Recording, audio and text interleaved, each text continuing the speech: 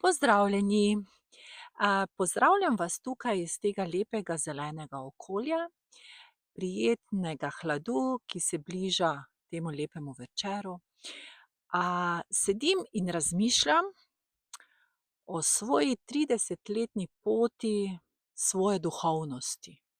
Poti, na kateri sem se želela spremeniti v novo osebo, počistiti stare vzorce, srečala kar nekaj ljudi, učiteljev, gurujev, a, prijaznih, dobrih, vsekakor, nobene slabe besede o nikomur. A, Nekateri so mi rekli, naj razmišljam samo pozitivno, da je to rešitev, ampak kako boš razmišljal pozitivno, če imaš minus na računu, če imaš zdravstvene probleme, če nimaš rešenega, stanovanjskega problema. Potem, so prišle na vrsto meditacije, imej glavo brez misli, vse, vse, vse, vse.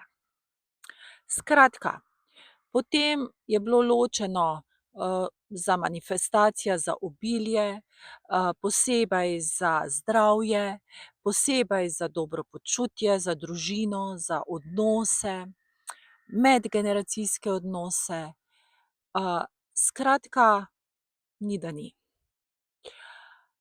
Na koncu človek ugotovi, da sama manifestacija nič ne pomeni.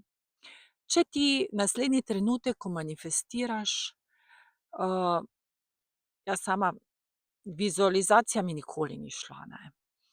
In zapri oči in si predstavljaj, kaj jaz vem, to pa to pa to. Ne, pri meni ni delovalo.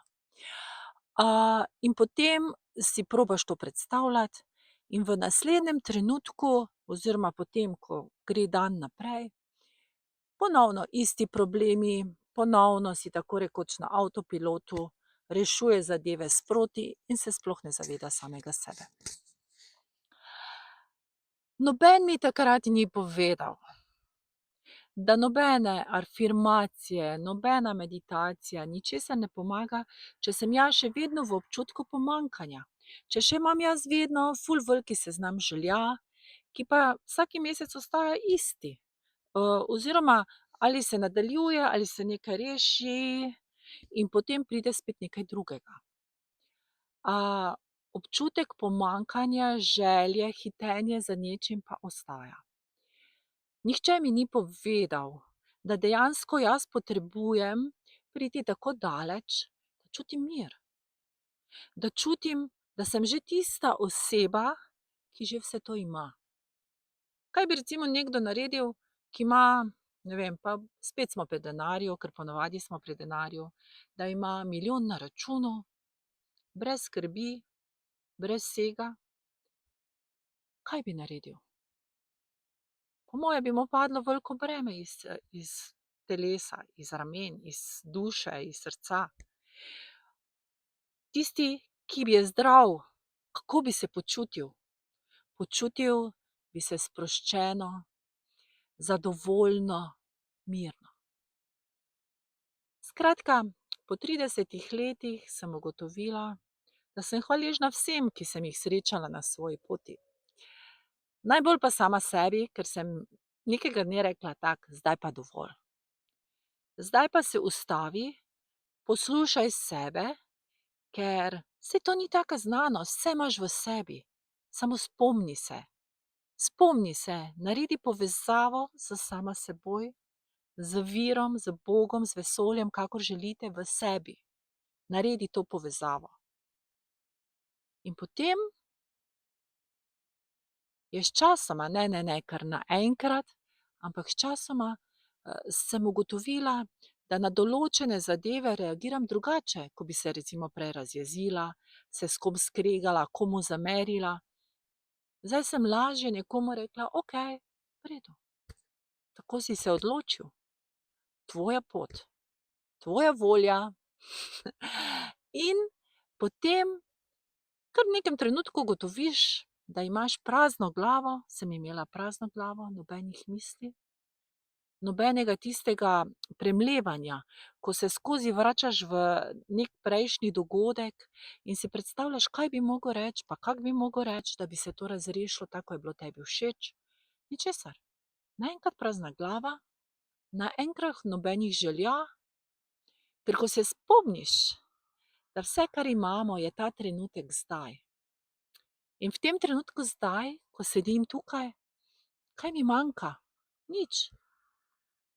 V čudoviti naravi sem, zdrava sem, srečna sem, bogata sem.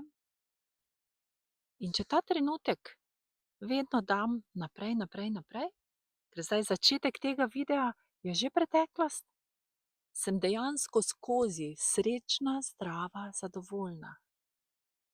In ko vem, da imam izbiro, da sem v svojem življenju sama scenarist, igralec,